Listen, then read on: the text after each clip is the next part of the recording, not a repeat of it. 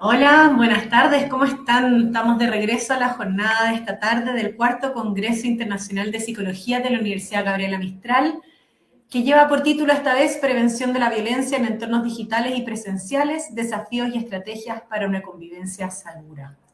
Esta tarde tenemos para iniciar la charla magistral correspondiente al eje 3 de nuestro Congreso. En este tema vamos a estar trabajando el uso ético y seguro de la tecnología en educación. Comenzaremos con la charla magistral Impacto de las redes sociales y videojuegos en el neurodesarrollo y salud mental en niños y adolescentes, que será presentado por el doctor Elías Aram.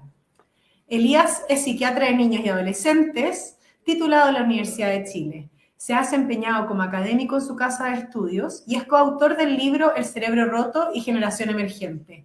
Cuenta con más de 20 años de experiencia en la atención clínica de niños y adolescentes. Elías, te esperamos que te puedas conectar, te damos la más cordial bienvenida. Por favor, súmate a esta pantalla. Bienvenido, el espacio es todo tuyo. Hola, muchas gracias a todos, muchas gracias por la invitación a este congreso y muchas gracias también por poner el tema que es de alta relevancia en la discusión pública, en la mesa y en la educación continua, en el fondo. Nosotros llevamos trabajando harto tiempo junto a mi señora en este tema, que también es psiquiatra.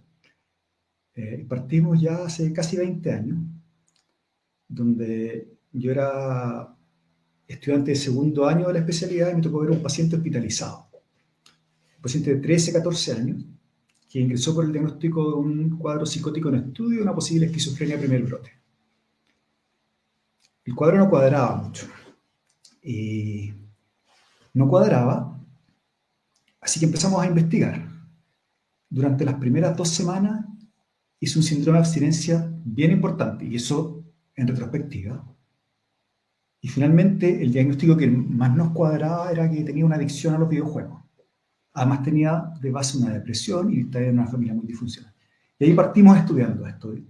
Se nos ocurrió hacer una investigación y encontramos que en esa época, estaba hablando del año 2005, 2004, 2003, donde todavía no había el internet masificado, donde iPhone todavía no sacaba su primera versión, donde los juegos eran solo con disquete o con CD y no se jugaba en línea. Y en esa época, hace casi 20 años atrás, encontramos que los niños que jugaban más de 1 hora al día tenían peor rendimiento escolar y estaban en un entorno que tenía menor supervisión por parte de los papás y había mayor disfunción familiar. Nosotros no sabíamos en ese momento si eso era causa, si era consecuencia, si los niños que tenían peores notas jugaban más, o si los niños que jugaban más tenían peores notas. Y ahora, 20 años después, con toda la investigación que ha habido, tenemos bastante mapeado qué es lo que ocurre en el cerebro respecto al neurodesarrollo, respecto a la salud mental. Y eso es lo que quiero compartir yo hoy día con ustedes. Así que partamos. Quiero partir, como estamos en la Universidad Gabriela Mistral, con un poema de la mismísima Premio Nobel. Dice: nosotros somos culpables de muchos errores y muchas faltas, pero nuestro peor crimen es el abandono de los niños, negándoles la fuente de la vida. Muchas de las cosas que nosotros necesitamos pueden esperar. Los niños no pueden. Ahora es el momento. Sus huesos están en formación, su sangre también lo está, y sus sentidos se están desarrollando. A él nosotros no podemos contestarle mañana. Su nombre es hoy.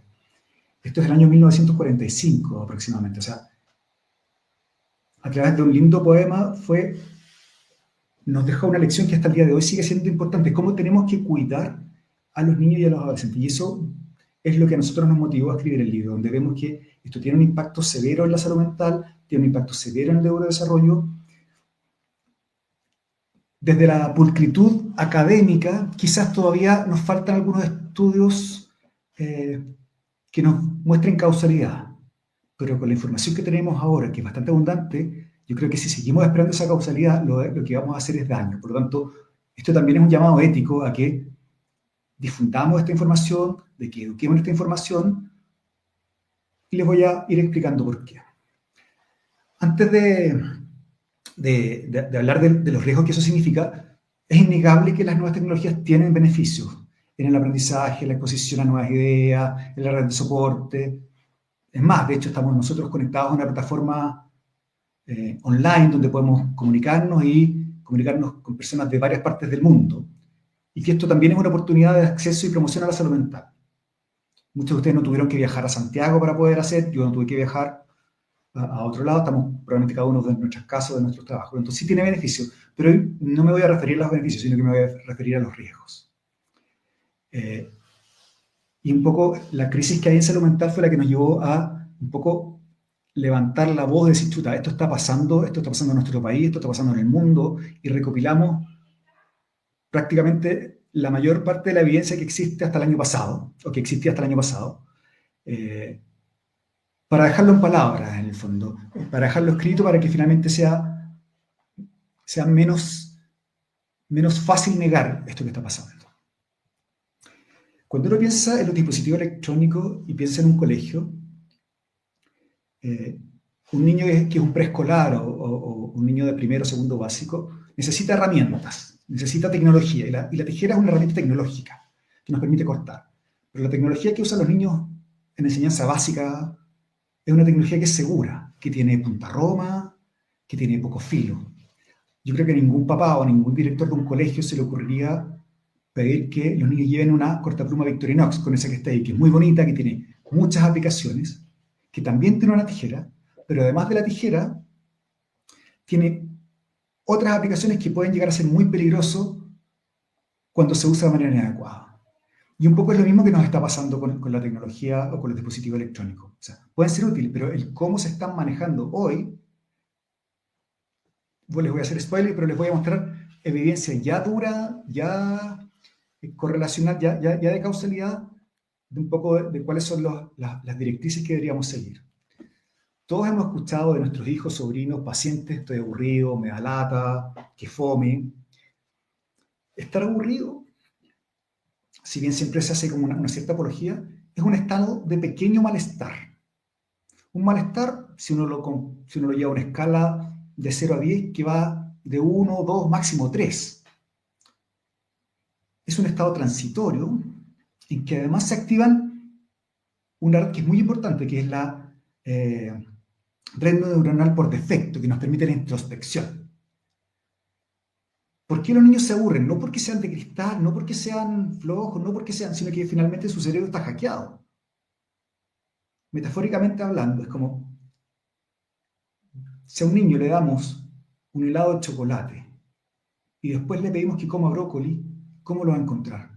Lo va a encontrar muy fome, lo va a encontrar desabrido, de mal olor. Y eso está pasando, que finalmente el estar atrapado dentro de una plataforma tecnológica, con videojuegos, redes sociales, que genera alta dosis de dopamina, todas las cosas de la vida real no tienen la misma gratificación y requieren esfuerzo. Por lo tanto, es una competencia que es bastante desleal. Esto lo saqué de un congreso de la Academia Americana de Psiquiatría Infantil ya hace varios años atrás, donde mostré una estadística que a mí me dejó impactado. 9 horas al día usaban los adolescentes en Estados Unidos dispositivos electrónicos en actividades no académicas. Dije, no, 9 horas es mucho tiempo. ¿Cómo alguien va a poder estar 9 horas? Y dije, chuta, ojalá que esto no pase en Chile. Y la verdad es que yo tengo pacientes que ven 9, 10, 11, 12 horas al día. Pero quedémonos con las 9. 9 horas al día por 7 días a la semana, eso son 63 horas por semana. Estamos discutiendo por la jornada laboral en Chile de 40 horas, o sea, es casi un 50% más que la jornada laboral. Y eso es lo que pasan los adolescentes frente a sus dispositivos electrónicos en actividades no académicas, o sea, 63 horas al día. Alguien que trabaje 63 horas al día es un trabajólico. Alguien que trabaja gratis 63 horas al día es un esclavo. Y ese concepto me gusta mucho más que el de nativo digital. O sea, son niños y adolescentes y adultos también que destinamos muchas horas de nuestra semana, trabajamos gratis para las plataformas tecnológicas, que son las que lucran con eso. Y es el objetivo que ellos tienen, de que el engagement y el de que permanezcamos la mayor cantidad de tiempo posible. Para entender eso, vamos a ir a la neurociencia. Este es el cerebro cortado de lado, acá donde está la nariz, acá debería estar como la oreja, como un corte anteroposterior. Tenemos la corteza prefrontal, que sabemos que termina de madurar aproximadamente a los 24 o 25 años. Algunas áreas más específicas del cerebro se supone que terminan de madurar después. Acá está el sistema límbico, está el núcleo accumbens, el circuito tegmental ventral, que es el circuito más primitivo, que durante la adolescencia está hiperactivo con una corteza prefrontal todavía en desarrollo. Por lo tanto, es un auto que tiene un muy buen motor, pero malos frenos, que en términos naturales son muy buenos porque permite a los adolescentes explorar, investigar, descubrir quiénes son, ponerse a prueba, etc. Acá tenemos a nuestra amiga la dopamina, que es bastante conocida, que es bien conocida por ser un neurotransmisor, hormona del placer. La verdad es que el placer es una consecuencia, pero el objetivo evolutivo de la dopamina es que nos permite la sobrevivencia. ¿Y qué genera dopamina? Las cosas que nos permiten sobrevivir o subsistir como especie, o sea, alimentarnos, beber agua, reproducirnos y vincularnos. Por eso cada vez que hacemos alguna de esas actividades, sentimos un cierto grado de placer. En estudios en animales, cuando se bloquea el sistema de la recompensa, el circuito de la recompensa, se han hecho estudios en ratas en eso. Esas ratitas que a pesar de tener comida, dejan de comer, porque no sienten placer por la comida. Pueden llegar incluso a morir de hambre si es que eso no se revierte. Pero pasa al revés, cuando, comillas, hackeamos el sistema límbico, ¿qué es lo que entiende el cerebro? Que eso que genera mayores dosis de dopamina es vital para la subsistencia. Por lo tanto, pasa a ser prioridad para el cerebro. Y el cerebro primitivo no discrimina por la calidad de la dopamina, sino que discrimina por la dosis de la dopamina. Por lo tanto, pasa a ser lo más importante para ese individuo, en desmedro de todas las otras cosas que generan menos dopamina. Por lo tanto, les deja de interesar la socialización, salir a jugar, salir a comer, cuando ya es un circuito que está completamente hackeado. Pero además de eso, tenemos la corteza prefrontal. Como está todavía en pleno desarrollo, si el estímulo que le damos es un estímulo bidimensional, una pantalla, un videojuego, una red social, ese circuito no se desarrolla plenamente, por lo tanto tenemos una corteza prefrontal de peor calidad. ¿Por qué? Eso se ha visto en estudios de neuroimagen, donde la corteza prefrontal de los niños que juegan más tiempo es de menor grosor, tiene menos mielinización, por lo tanto una corteza prefrontal más débil. O sea, en la misma metáfora, como amplificamos la fuerza del motor y reducimos los frenos. ¿Qué pasa? Un auto que tiene muy buen motor y malos frenos va a chocar. Vamos a ir viendo con un poquito más de detalle qué es lo que pasa. Sabemos que las pantallas tienen muy poco esfuerzo cognitivo, son muy fáciles, producen una gratificación que es inmediata y automática, no necesitamos un gran esfuerzo para hacerlo, alteran estructura y en función, en estructura y en función, valga la redundancia, las funciones ejecutivas. Por lo tanto, baja nuestra capacidad de concentración, baja nuestra capacidad de planificación, de regulación emocional, de control de impulso y de persistencia. ¿Por qué? Porque se altera la plasticidad. Y, secundariamente, la mielinización. O sea, son vías que son menos conectadas, que conectan más lentos. ¿En qué se traduce eso clínicamente? Que son decisiones impulsivas, con mucha menor regulación emocional, que es lo que uno ve diariamente en la clínica, comparado con lo que pasaba hace 10 o 15 años atrás para los que somos un poco más viejos. Y eso se explica por la disminución de la atención sostenida, de la concentración y el control inhibitorio. Y estuve revisando hace un par de días atrás la asociación que hay cuando uno cumple los criterios, busca los criterios diagnósticos, si bien el origen es un poco distinto. Muchos niños, solo por el uso excesivo de dispositivo electrónico, tienen síntomas de déficit atencional. Por lo tanto, estamos haciéndole un flaco favor al desarrollo cerebral. Este estudio es interesantísimo. Este es un estudio del 2024, donde evaluaron el potencial P300. El potencial P300, esto a través de estudios electroencefalográficos de múltiples canales. El cerebro, el potencial P300, es un potencial de acción que se detecta a los 300 milisegundos. La interpretación es cuando el cerebro detecta un estímulo que es relevante, se activa este potencial. Por lo tanto, es un signo indirecto de atención y concentración. En este estudio, los que eran los heavy users, que es un estudio experimental, está hecho en universitarios, que son los que usan más de 2 horas al día en redes sociales, pierden este potencial P300. O sea, es un cerebro que está significativamente funcionando peor, donde no discrimina cuáles son los estímulos relevantes. Por lo tanto, un cerebro que no discrimina los estímulos relevantes es un cerebro que no aprende. Entonces, impacta profundamente. ¿Qué más sabemos respecto a la atención y las redes sociales? Tenemos 2 grandes vías de atención. Una vía ascendente, que es la más primitiva, que es el equivalente a un radar, que nos permite estar como alertas desde la concentración, no desde la emoción, que es involuntaria y es primitiva. Esa vía es la que secuestra las pantallas, la televisión, los videojuegos y las redes sociales. Por lo tanto, es un cerebro que está hiperalerta, que parece concentrado, pero está concentrado la vía ascendente primitiva. La vía descendente, que es la top-down, es una vía voluntaria. Es una vía que se entrena, que sería como el equivalente a un foco. Lamentablemente, este foco y este radar tienen la misma fuente de energía. Cuando usamos mucho el radar, no usamos el foco. Y eso explica por qué niños, adolescentes y también los adultos tenemos peores niveles de concentración voluntaria, tenemos peor capacidad de persistencia.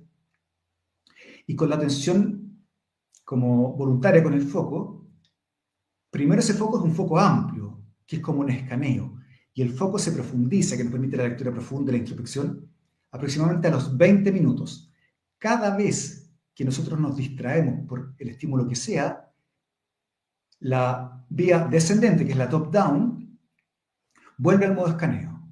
Si recibimos constantemente notificaciones, un WhatsApp, una llamada, etc., vamos a estar constantemente en modo escaneo y nunca vamos a lograr el modo más profundo de la concentración. Por lo tanto, se afecta la parte que nos diferencia de los otros seres, de los otros mamíferos. O sea, nuestra corteza prefrontal es la que nos... ¿Y eso tiene un impacto en qué? Tiene impacto en la capacidad de concentración, la función ejecutiva y la capacidad de razonamiento. Cuando evaluamos a pacientes con déficit atencional y el uso de medios digitales, sabemos que los niños con déficit atencional tienen mayor riesgo de un consumo problemático. Sabemos que el consumo problemático exacerba los síntomas de la atención y la concentración, por lo tanto, se potencia. Mientras más distráctil, más tiempo paso. Mientras más tiempo paso, más me distraigo. Mientras más me distraigo, o sea, es un círculo vicioso que hace que sea autoalimentado. Por eso es un circuito que es bidireccional. Los impactos emocionales que tiene son, diría, en todas las áreas. Las áreas que más frecuentemente se alteran son la ansiedad y la depresión. También tiene una explicación bien neurobiológica el tema de la ansiedad. O sea, el cerebro humano necesita predictibilidad. Necesita tener ciertas cosas bajo control, ciertas variables bajo control. El cómo están hechas las redes sociales, especialmente, son videos que duran 2, 3 segundos, que cambian, que no tienen ninguna correlación el uno con el otro. O sea, hay un cambio constante de contexto que eso genera un nivel de estrés basal. Y eso es lo que nos predispone a la ansiedad y la depresión. Además, estamos en una comparación constante frente al mundo, donde vemos que todo el mundo lo pasa bien, todo el mundo está de vacaciones, todo el mundo tiene cuerpos perfectos, por lo tanto nos sentimos minúsculos. Porque si algo tienen las redes sociales es que son aspiracionales, nos muestran todo lo que nos gustaría tener. Y yo, ahora que escribimos el libro, en mis redes sociales que yo tengo y uso, trato de usarlas con moderación, me aparece gente que ha escrito libros. Gente que ha escrito 15, 20 libros. Por lo tanto, un libro es como, oh, qué insignificante uno se puede llegar a sentir. Y eso que yo estoy bastante más viejo que lo que podría pasarle a un adolescente de 14, 13 o 15 años. Que muchas veces no logra discriminar si lo que está viendo es verdadero o es falso. Y eso hace que tenemos menos tiempo de interacción social, mucha más desregulación emocional, alteraciones del sueño, de la imagen corporal y todo lo relacionado con el ciberbullying. el miedo a quedarse fuera. Esto es uno de los factores que más afecta a los adolescentes, pero no solo a los adolescentes, sino también a los papás. Sino, ¿cómo mi hijo va a ser el único que no tenga dispositivo electrónico? Es como que se va a perder la vida, porque la sensación es que si mi hijo tiene a los 5 o 6 años un dispositivo electrónico, va a terminar en Silicon Valley.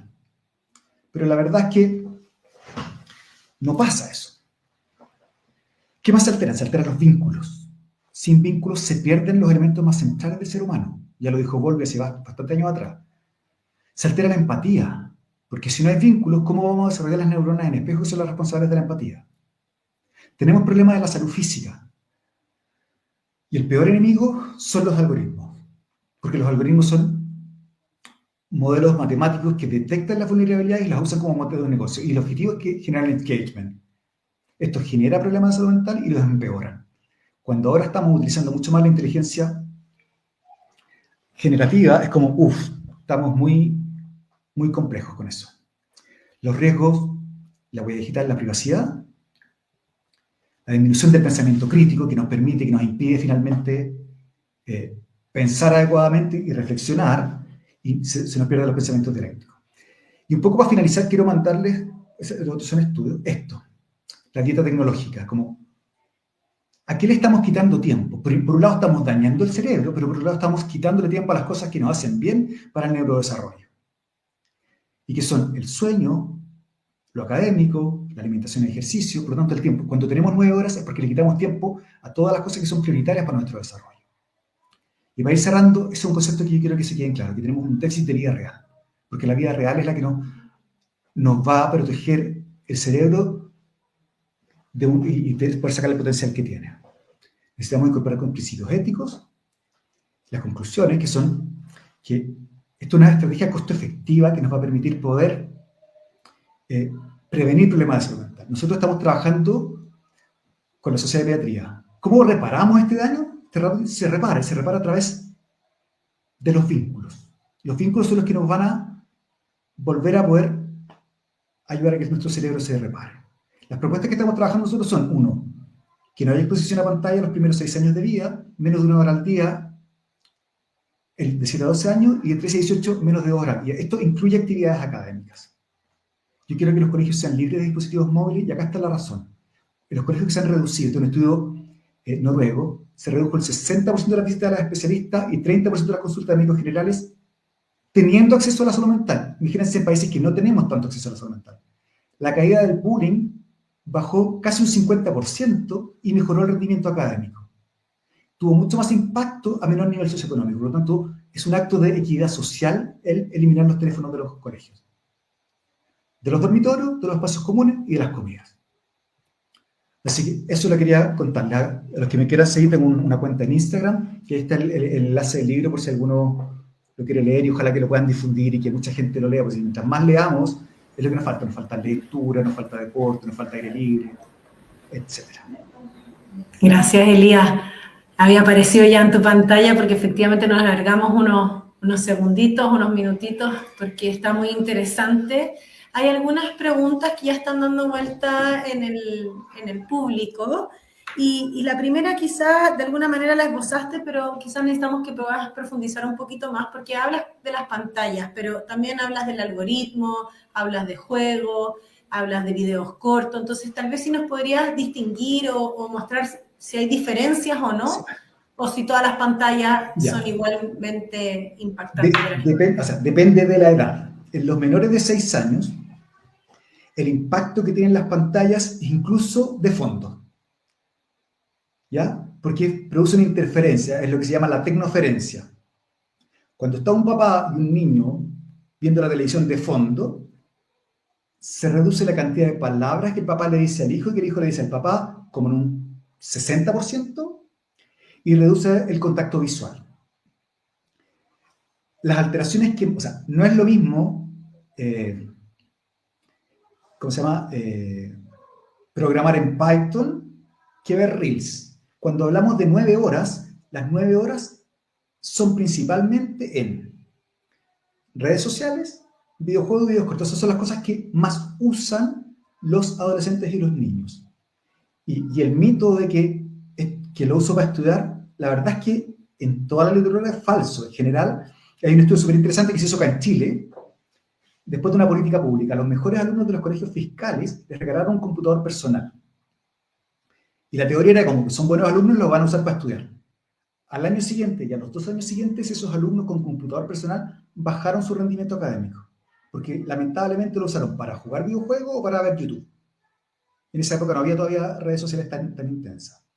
De las cosas más dañinas, que más demostradas son las redes sociales, por cómo están hechas. Porque están hechas para distraernos, porque mientras más nos distraen, más tiempo nos quedamos, como secuestran el radar.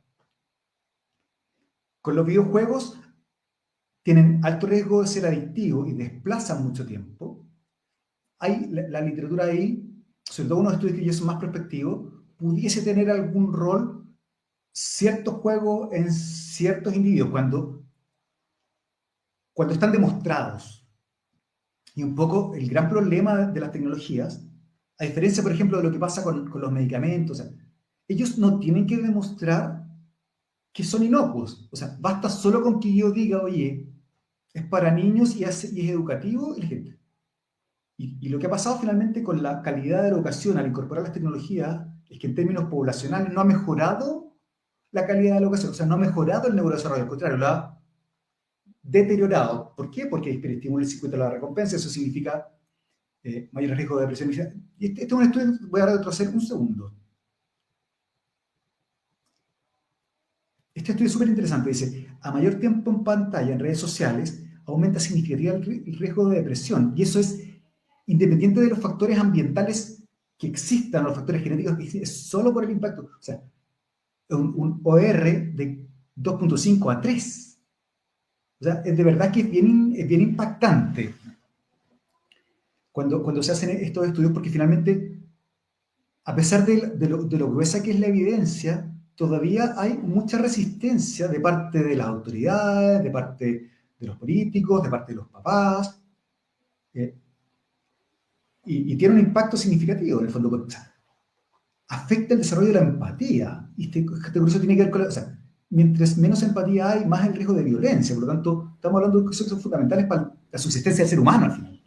Eso te iba a pedir ahí, Elías, un segundito, porque hay dos preguntas relacionadas a esos puntos, que en el fondo, ¿cómo conecta este entendimiento más del funcionamiento biológico que tú nos cuentas con ideas o palabras como deshumanización, tendencia a contextos más violentos? Vemos crisis de violencia en muchos contextos escolares. Entonces, si hay algún nexo que este mundo que tú nos traes sobre la mesa se conecta con ese mundo. Absolutamente, se conecta, pero profundamente, porque o sea, cuando uno lo ve como lo instruimos, y cuando como que a la sociedad actualmente como que las cosas le importan cada vez menos, una sociedad cada vez más individualizada. Hay menos relaciones interpersonales. Dejamos de ser tribu y somos individuos que tenemos que luchar solos contra el mundo. Y eso se ha visto porque finalmente, si yo tengo, o sea, las neuronas en espejo se alimentan a través de los vínculos, y que es una de las maneras en las que yo desarrollo la empatía. Y si yo no logro desarrollar la empatía porque nadie me la enseñó, o sea, no me importa. Y si mi único objeto de vinculación es una pantalla, es un poco lo que le pasaba a Rico McPato, que amaba a sus monedas, pero el resto de la gente no le importaba. Y fomentan el egoísmo, fomentan la comparación social, y los algoritmos están hechos para que nos polaricemos. Y no es menor que, si uno ve el contexto político global, o la extrema derecha o la extrema izquierda, no hay diálogo. Porque es muy difícil hacer diálogo a través de una plataforma electrónica. El diálogo se consigue cara a cara, la reflexión profunda se consigue cara a cara. Y cómo esos niños, si no logran tener esos estados de aburrimiento que les permiten la reflexión y la introspección, vamos a construir el bien común, si no sabemos ni siquiera qué somos. Estamos todo el rato pensando en mi valor está dado por los likes que tengo, y los likes los dan las cosas como arriesgadas o los temas sexualizados. Yo acabo de publicar una columna ahora en una plataforma que se llama CIPER Chile sobre la hipersexualización de los niños, y que es bien interesante porque también es como cómo hemos ido la frecuencia de uso de pornografía, lo sexualizado que Sí, son los videos, y el primer contacto de los niños con la pornografía es a través de las redes sociales, sí. que está mucho Está más encubierta, está mucho más implícita. súper interesante. Yo creo que nos vamos a tener que quedarnos hasta acá, pero nos dejaste una nueva arista, una nueva pregunta para el siguiente Sí. espacio de Y, encuentro. y ahí la invitación justamente es como, a ver, estamos luchando contra Goliat. Las 7 plataformas, las 7 empresas más grandes del mundo son tecnológicas, son modelos de negocio. No puede quedar la responsabilidad solo en los padres, menos aún en los niños. Sabemos que además el hiperestimular el circuito de la recompensa está asociado a otras adicciones. O sea, Podemos adicción a pasar de una droga, a adicción a otra. pornografía, o sea, van evolucionando y en Oriente, que tienen más tiempo que nosotros con esto, ya tienen clínicas de desintoxicación. Por lo tanto, es un problema de salud pública, es un problema ético en que necesitamos hacer comunidad, necesitamos educar y necesitamos presionar por políticas públicas también. Y estaba pensando que aquí en el contexto, la variedad de personas que nos acompañan, quizás a veces uno puede sentir que está un poco lejos de tomar las riendas, pero podemos partir por hacer comunidad, por hablar de estos temas Exactamente. y empezar a informarnos también, que es parte del objetivo de este congreso. Así que te agradezco muchísimo, nos dejas con información, pero también con preocupación. Eso, Así que vamos a seguir trabajando en esta línea. ojalá que cada uno de los asistentes de este congreso se transforme en una especie como de activista de este tema y que entre todos protejamos la salud mental y el desarrollo cerebral de niños y adolescentes y que trabajemos porque este mundo sea un mundo mejor. Muchas gracias, Elías. Bien, para todos los que están conectados, para todas las que están conectadas, le agradecemos a Elías su conexión hoy día. Tenemos el código QR también para poder ir evaluando. A aquellos que no pudieron evaluar el módulo anterior, lo pueden hacer a través del mismo código QR y ahora también pueden usarlo para evaluar este módulo. Así que luego de de reiterar el agradecimiento, vamos a pasar entonces a las mesas paralelas de esta segunda parte del Congreso, el uso ético y seguro de tecnología en la educación. Y vamos a estar con los siguientes expositores. Vamos a tener a Rayén Acevedo, trabajadora social con magíster en estudios interdisciplinarios en infancia, con experiencia en la protección y promoción de los derechos de niños, niñas y adolescentes. También vamos a tener con nosotros a María Victoria Saber, académica investigadora de la Universidad Finesterrae y coordinadora de campo clínico de los estudiantes de quinto año en psicología infanto-juvenil, experta en adicciones digitales y uso problemático de las nuevas tecnologías en niños, niñas y adolescentes, especialista en convivencia digital. Y vamos a tener a Iván Onandia, psicólogo y neuropsicólogo clínico infanto-juvenil, CEO y director asistencial de psicología, Amorebieta Psicosasun, presidente de la Sociedad Española de Neuropsicología Clínica, vocal de la Sociedad Española de Psicología Clínica de la Infancia y la Adolescencia, profesor contratado doctor de UNIR, profesor colaborador con la Universidad Europea de Madrid y la Universidad Oberta de Cataluña. Así que vamos a invitar ahora para empezar a Rayén Acevedo, que nos presentará el tema titulado Uso de tecnologías y habilidades digitales que despliegan adolescentes de género femenino que son sujetos de atención de residencias. Un estudio de caso. Muchas gracias, Rayén, por conectarte con nosotros. Un gusto poder tenerte aquí y la pantalla es todo tuya. Un gusto también participar de este espacio. Bueno, mi nombre es Rayén Acevedo. Aquí presentaré lo que fueron los principales hallazgos de mi investigación, uso de tecnología y habilidades digitales que despliegan adolescentes de género femenino que son sujetos de atención de residencia. Uy, no sé si se ve desconfigurado o... Bueno, en cuanto al contexto y problemática de las residencias de protección en Chile, enfrentan desde hace años una crisis estructural. Esto debido a la sobrepoblación, la falta de personal especializado, la alta rotación y escasez de recursos. A ello se suma un rezago educativo importante que afecta a las trayectorias escolares y limita el desarrollo de proyectos de vida. En este contexto, además surge una nueva forma de exclusión, que es la brecha digital. Muchos de los adolescentes en residencia carecen de conectividad, equipamiento o acompañamiento adulto en el uso de tecnología. Me dan un momento, lo voy a compartir en PDF mejor.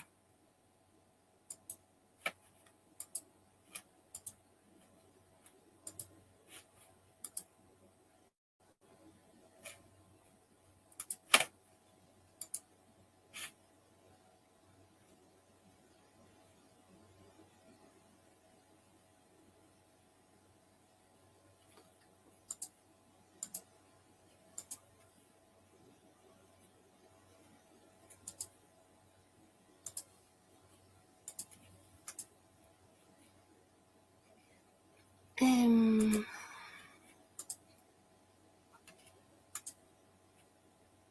ahí sí lo subí en PDF.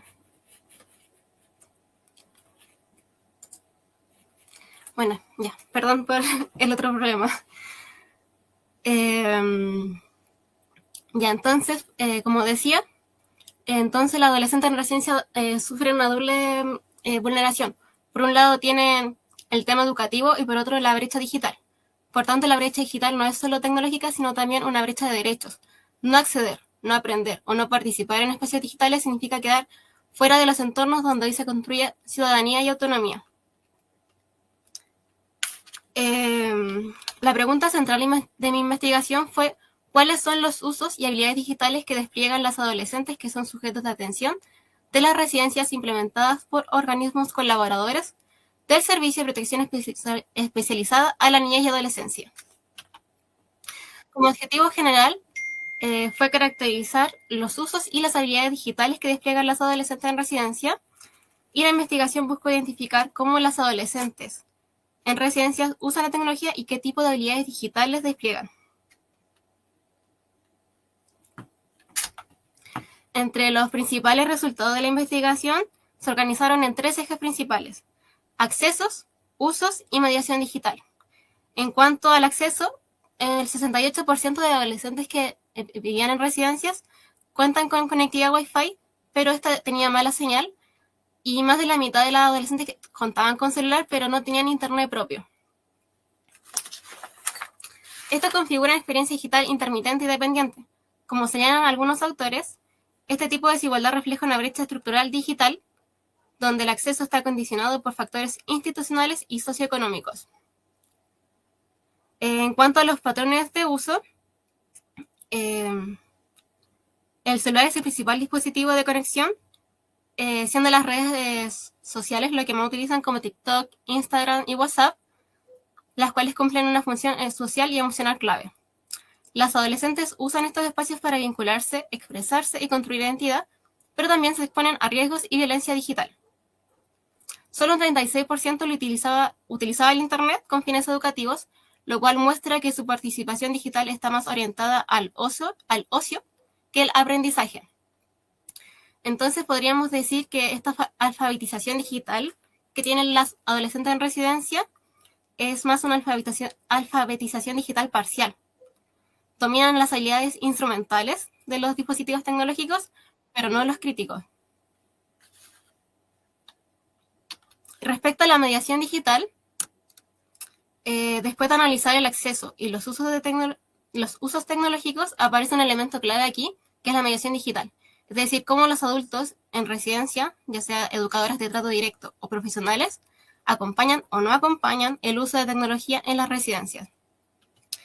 Respecto a esto, los datos son bastante reveladores, ya que un 79% de las adolescentes no recibe acompañamiento adulto durante el uso de Internet, el 63% no realiza actividades conjuntas con sus educadoras de trato directo o profesional de la residencia, y un 42% nunca conversa sobre lo que hace en línea, y un 52% carece de apoyo ante experiencias negativas en líneas. Esto coincide con lo que menciona Smith y Livingston, lo cual llaman una brecha de mediación digital. Una distancia significativa entre el uso tecnológico de los niños, niñas y adolescentes y el acompañamiento que reciben de los adultos. Esta falta de mediación por parte de los adultos no solo aumenta la exposición a riesgos, sino que también limita las oportunidades de aprendizaje ético y crítico en el entorno digital que pueden recibir las adolescentes en residencia. Como plantea Livingston y Martín Criado, la presencia adulta cumple un rol fundamental para orientar los usos tecnológicos y ayudar a gestionar los riesgos, no desde una prohibición, sino desde el diálogo y la confianza. Creo que es muy importante. Muchas veces la residencia se considera solamente el riesgo, pero no es solo limitar, sino que es desarrollar habilidades digitales que les permitan poder protegerse y tener una mirada más crítica. En cuanto a la discusión, los resultados muestran una clara tensión entre dos enfoques. Por un lado tenemos un enfoque tutelar que busca evitar riesgos restringiendo el uso de tecnología, y por otro lado tenemos un enfoque de derechos que entiende que el aprendizaje ético requiere práctica, acompañamiento y confianza. La falta de mediación digital en las residencias que observamos refleja una ausencia de acompañamiento cotidiano, lo que impacta directamente en el desarrollo de las competencias digitales de las niñas y de los niños. Los autores demuestran que las habilidades digitales se desarrollan principalmente en el hogar y la escuela. Sin embargo, considerando el contexto del adolescente en residencia, estos espacios se fragmentan o desaparecen. Su hogar pasa a ser la residencia, donde las figuras de cuidado cambian con frecuencia, lo que afecta al vínculo, y en algunos casos no cuentan con acceso a dispositivos. Y por otro lado tenemos la escuela, donde muchas veces lo viven como un entorno de rezago o exclusión. Esto significa quedar fuera de los espacios donde normalmente se aprende a habitar lo digital y donde sobre todo se desarrollan las habilidades digitales más críticas. Arias señala que esta exclusión de los entornos de mediación afecta no solo el desarrollo técnico, sino también la formación crítica y ética frente al entorno digital. Cuidar no es solo controlar, sino enseñar a protegerse, fomentar la empatía y la reflexión sobre las acciones que realizamos en línea. Además, esta problemática tiene una dimensión de género. Como advierte UNICEF y otros autores, las adolescentes se enfrentan a mayor control y vigilancia en el uso de la tecnología junto a una mayor exposición a la violencia en línea. Es por ello que es urgente avanzar hacia una educación digital con perspectiva de género en la adolescente en residencia que promueva su voz, autonomía y participación segura. Y también, como plantea Buckingham, la educación digital debe integrar alfabetización mediática y ética emocional, de modo que las jóvenes no solo aprendan a usar herramientas, sino también a pensar, sentir y decidir en entornos digitales con conciencia y responsabilidad. En este sentido, desarrollar habilidades digitales no solo ayuda a prevenir la violencia digital, sino que también forma sujetos de derecho capaces de participar, expresarse y ejercer autonomía.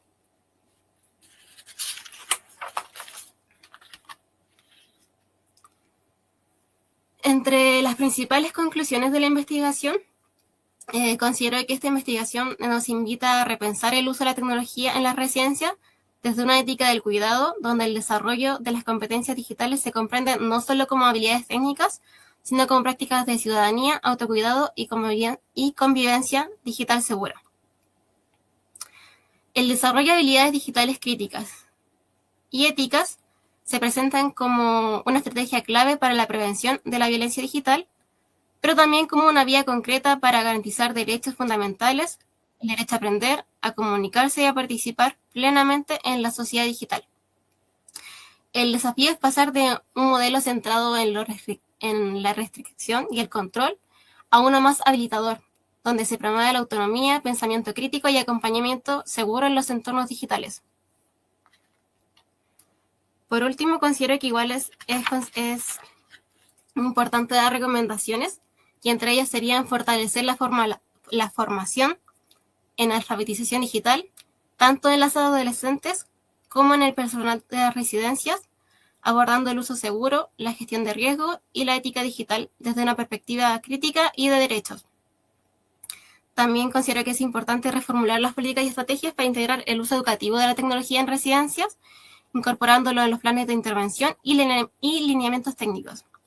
Y por último, integrar un enfoque de derechos digitales donde las adolescentes no sean vistas solo como receptoras de protección, sino también como sujetos plenos de derecho en la era digital, con capacidad de decidir, crear y participar.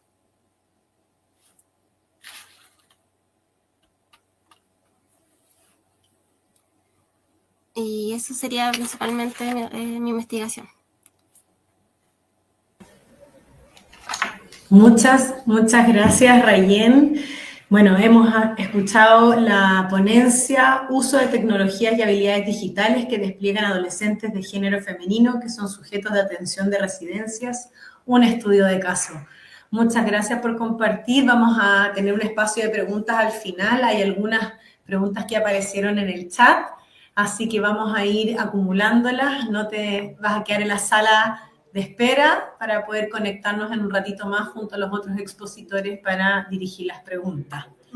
Así que vamos a ir cerrando ahora por este momento con Rayen y vamos a darle la posibilidad de conectarse ahora a María Victoria Saber, quien expondrá acerca de Más que un celular, ética digital y corresponsabilidad educativa ante el primer smartphone. Así que vamos a tenerte aquí presente para escucharte y que nos puedas profundizar en la temática. Bien. Un gusto tenerte conectada y el espacio es todo tuyo. Muchas gracias, Fernanda. Muchas gracias a quienes están conectados por darme un ratito de su atención.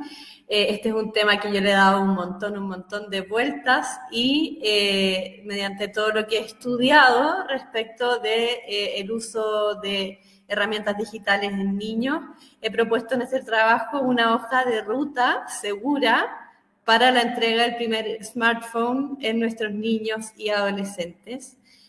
Mucho de lo que yo diga acá puede sonar un tanto utópico, pero sí considero que es al menos una piedra de inicio, una hoja de ruta. El doctor Elías Arab me hizo harto la pega desde la parte neurobiológica, así que ahí voy a avanzar un poquito más rápido. Pero bueno, ¿qué es lo que está pasando? La introducción del smartphone de manera temprana en los niños está provocando una crisis en salud mental, una crisis también en los ambientes educativos y también sobre todo una crisis ética, porque los padres y cuidadores no saben qué hacer ante situaciones tan complejas como el ciberbullying, el grooming y muchas otras adicciones de tipo digital. ¿Cómo vamos a educar a estos nuevos ciudadanos digitales? Es una gran pregunta y este problema no solamente puede residir en un solo actor. El cómo educo a mi hijo como ciudadano digital no es un problema que yo pueda resolver como familia solamente. Tampoco es un problema que pueda resolver solamente la escuela o solamente el Estado. Sino que lo que se requiere es una sinergia entre estos tres actores, entre la familia, entre la escuela y entre el Estado. ¿Por qué? Porque la familia es quien educa, los padres son los primeros educadores. Las escuelas son formadores y las escuelas también pueden ayudarnos con algunas normas de funcionamiento respecto de lo digital. Pero por último, el Estado y las políticas públicas son quienes alimentan aquellas normas civiles de conducta que nos van a ayudar a poder normar esto. Las familias por sí solas no pueden, porque ¿qué pasa cuando a los 12 años yo quiero entregar un smartphone solamente porque todos los otros amiguitos de mi hijo tienen y me quedo fuera? Ahí me hizo falta el colegio, que me pudiese hacer un acuerdo entre los apoderados para retrasar esa entrega. Pero igual no más que los de tercero y cuarto medio tienen y están viendo TikTok. Pero ahí lo que me falta es el Estado con una buena política pública. Les voy a hablar también de las virtudes. Ustedes me van a decir por qué esta loca se va a poder hablar de las virtudes, pero la verdad es que las virtudes son muy necesarias que se empiecen a desarrollar a temprana edad y lamentablemente estas se van a afectar con el uso de dispositivos individuales.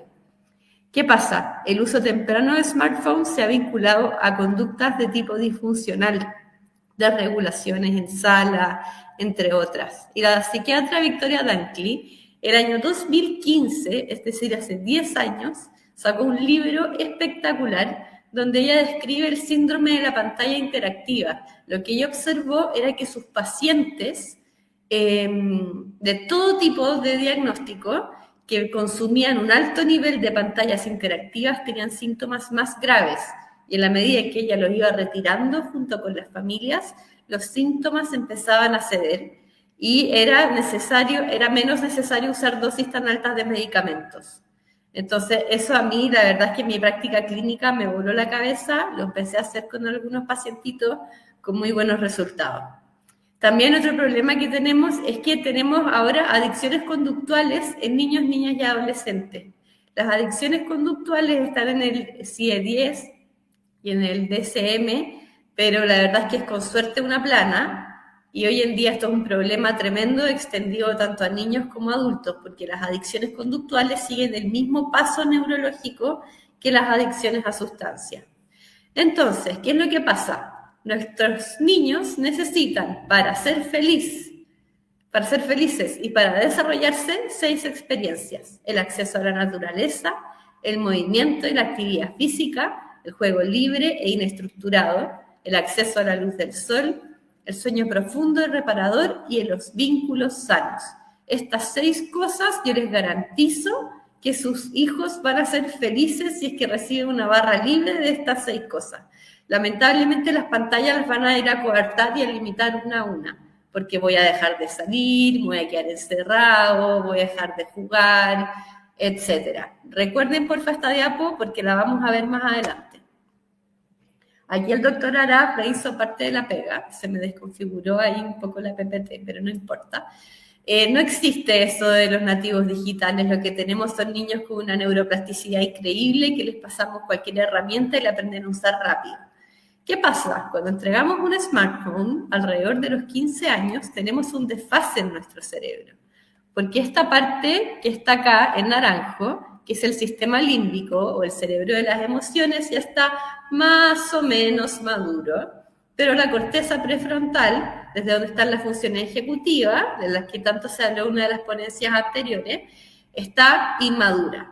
Entonces, entregamos una navaja suiza, como decía el doctor Arap, en un momento en el cual la función ejecutiva no está lista, ¿cierto? Entonces tenemos un desfase en el cual estamos entregando el dispositivo, ¿ya?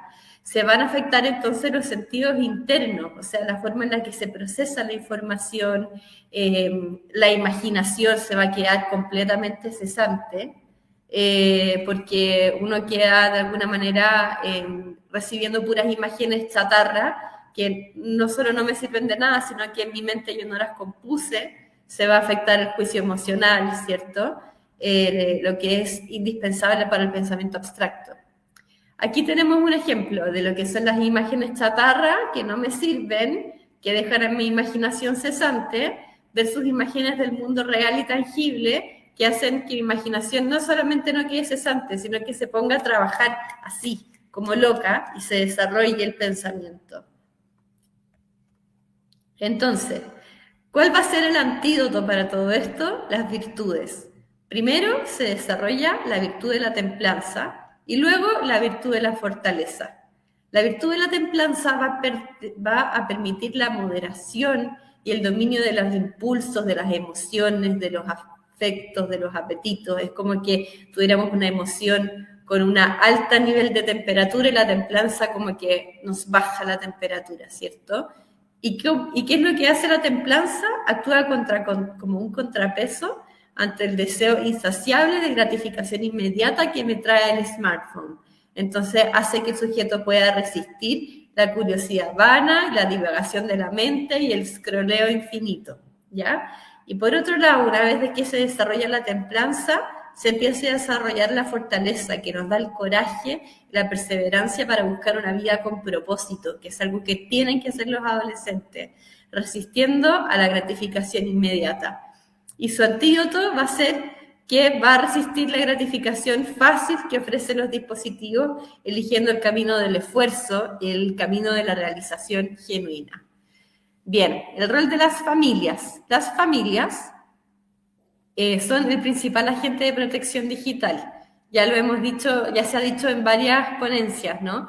Pero los padres de hoy son los primeros en criar en un entorno digital, entonces esto es súper complejo, porque yo puedo irle a preguntar a mi mamá cualquier cosa sobre mis hijos, como mamá, mira, ¿qué pasa con mi hijo adolescente que está tan rebelde? ¿Cómo lo hiciste tú cuando éramos nosotros más chicos? Y mi mamá probablemente me pueda dar una respuesta, pero en torno a esto los abuelos no tienen idea, entonces son la primera generación de padres criando así. Los progenitores su labor debe centrarse en la formación de una cultura familiar que trate la tecnología como una herramienta al servicio de un propósito. Ojo, que también es importante que los padres lideren modelando su propio uso. O sea, si yo tengo en el teléfono el chat GPT y al frente de mi hijo le estoy preguntando puras tonteras y el chat GPT me va respondiendo, no sé si estoy haciendo un uso bueno de la tecnología o un uso que yo quiera que mi hijo replique, por poner un ejemplo solamente. También hay otro tema que es la privacidad, porque se habla harto como de no le puedo quitar el teléfono a mi hija porque es su privacidad, y la verdad es que hoy en línea no hay absolutamente nada que sea privado. Los padres deben fomentar la privacidad en el mundo offline, que tengan un diario de vida, que se queden 5 horas conversando con alguna amiga, pero en el fondo uno debe poder supervisar lo que se hace en el celular. Bueno, Jonathan Haidt escribió un libro, La generación ansiosa, que revolucionó el campo de la psicología infantil el año pasado, y él nos comenta algo que primero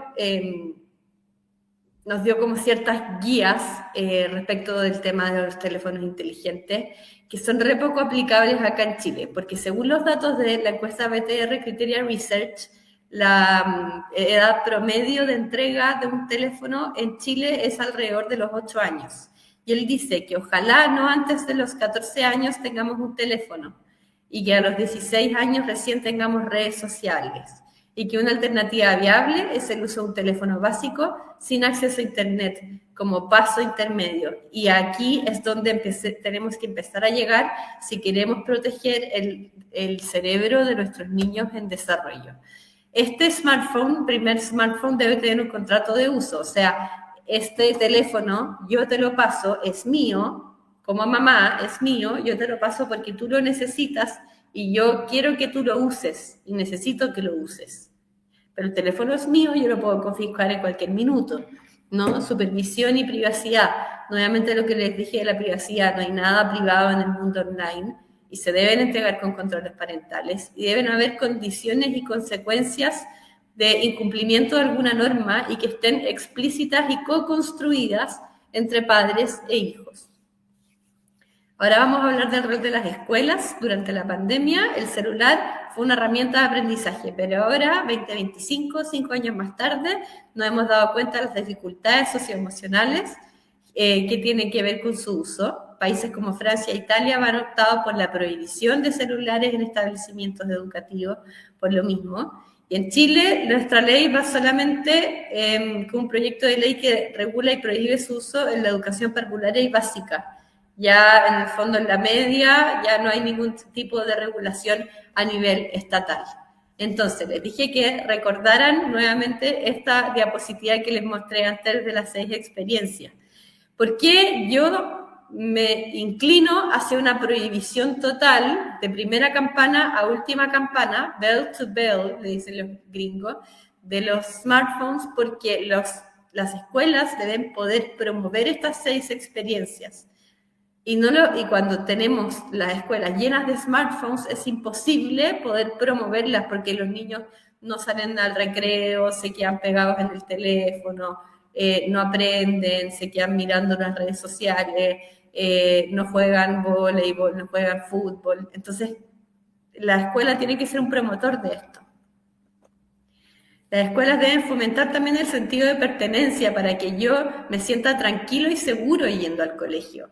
Lo que nos comentaba la otra expositora respecto de todo el tema socioemocional en los colegios es súper importante porque muchos niños van con un celular porque sus familias consideran que el colegio no es un lugar seguro. Entonces, fomentar el sentido de pertenencia y capacitar a docentes y directivos y sensibilizar a los estudiantes de los perjuicios del uso excesivo del smartphone. El Estado. ¿Qué es lo que debe hacer el Estado? Debe desempeñar un rol regulador y protector. Que estas leyes, por favor, dejen de estar durmiendo y que nuestros parlamentarios propongan nuevos proyectos de ley imitando políticas externas de otras naciones. Ha habido una proliferación de peligros como el ciberbullying, el grooming, la exposición a material inapropiado, todo esto va a demandar políticas públicas y marcos legales claros, que hoy pareciera que hay varios documentos, hay hartas cosas dando vuelta, pero no hay un lineamiento claro, y las escuelas tampoco tienen al personal capacitado para hacerse cargo de estos casos. Entonces deben haber políticas públicas orientadas a la prevención, así como el MinSal tiene campañas anti-tabaco, debemos tener campañas que los niños no tengan teléfono. La ley 20.526 penaliza el grooming y la posesión de pornografía infantil. Entonces ese es un avance, es un ejemplo de ese rol. Pero también tenemos que hablar sobre la responsabilidad penal de los menores en el ciberespacio. Lo complejo que es eso, cómo los padres tienen que responder y ver leyes que sancionen delitos como la calumnia, la funa. Cierto que estaba muy interesante la otra ponencia sobre la funa, que son cosas que se vuelven cada vez más frecuentes. Mi sueño de acá a 10 años plazo y cosa por la cual voy a trabajar intensamente es para que pase lo mismo que pasó con la industria tabacalera. Yo vivo en Santiago y hay un centro comercial que se llama Pumanque. Yo me acuerdo de chica haber paseado con mi familia y habían ceniceros en gran parte de los pasillos y se podía fumar adentro. Hoy en día eso sería impensado. Yo quiero que de acá a 10 años más sea impensado que un niño de menos de 14 años tenga un smartphone y que todos comunitariamente tengamos esa tendencia a rechazar esa conducta, a rechazar esa elección. Hoy en día los niños están teniendo smartphone porque no les queda, en el fondo, porque está mucho esto de ceder ante la presión social, ¿no? Por eso hay muchas asociaciones que tienen que ver con padres que se reúnen en torno a aplazar la entrega de un smartphone a todo el curso, ¿ya? Conclusiones. Esta problemática es el reflejo de una sociedad que aún no ha calibrado los riesgos de la hiperconectividad. Aquí tenemos una tremenda hebra suelta que tenemos que ver cómo la volvemos a amarrar, porque si no este problema solamente va a crecer. La solución es una alianza estratégica y proactiva entre familia, escuela y Estado, que entienda que hay que formar ciudadanos no solamente civiles, sino ciudadanos también digitales. El objetivo no es demonizar la tecnología, sino poder restablecer el orden natural de la persona, devolviéndole al niño estas 6 experiencias clave para poder ser un niño sano y feliz, ¿ya? Poder vivir, jugar y desarrollarse sin la mediación de una pantalla, para adquirir las virtudes tan importantes que son la templanza y la fortaleza. La tecnología también es un medio, no es el centro del desarrollo humano. La corresponsabilidad es el camino para proteger a los niños y asegurar que su entrada en el mundo digital sea segura, consciente y con criterio. Bien, esa sería mi presentación. Si tienen alguna consulta, me pueden escribir algún correo. Ese QR los lleva directamente a mi Instagram. Está mi página de LinkedIn ahí. Trabajo en la Universidad de Finisterra, ahí me pueden encontrar. Así que gracias por su atención.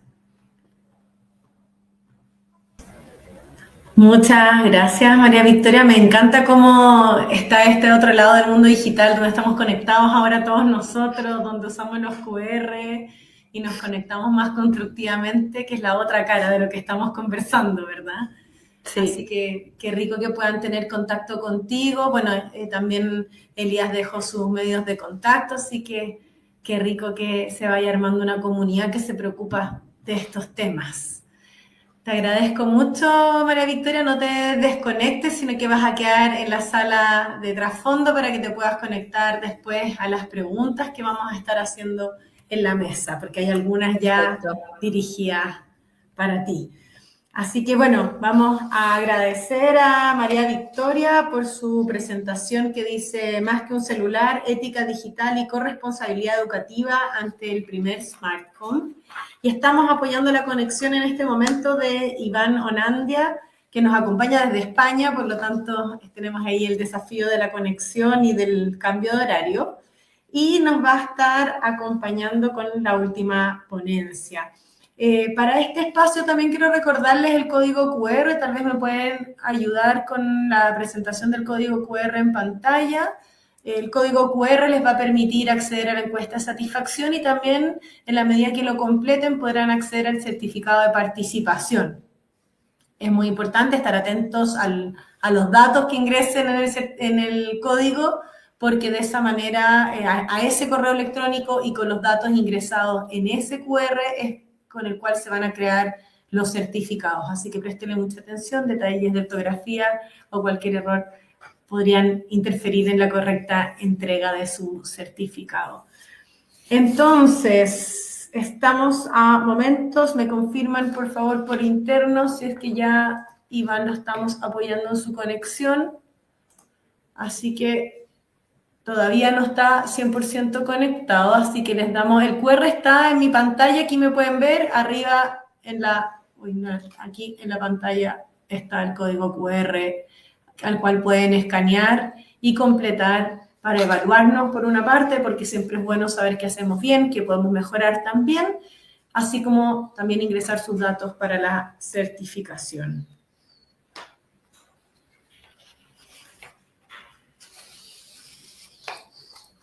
Les recuerdo que la ponencia de Iván es Nuevas Tecnologías y Neurodesarrollo, así que va a estar bien interesante. Hemos estado profundizando en esta temática y es necesario tener todos los conocimientos para tomar decisiones informadas en este contexto y esta complejidad.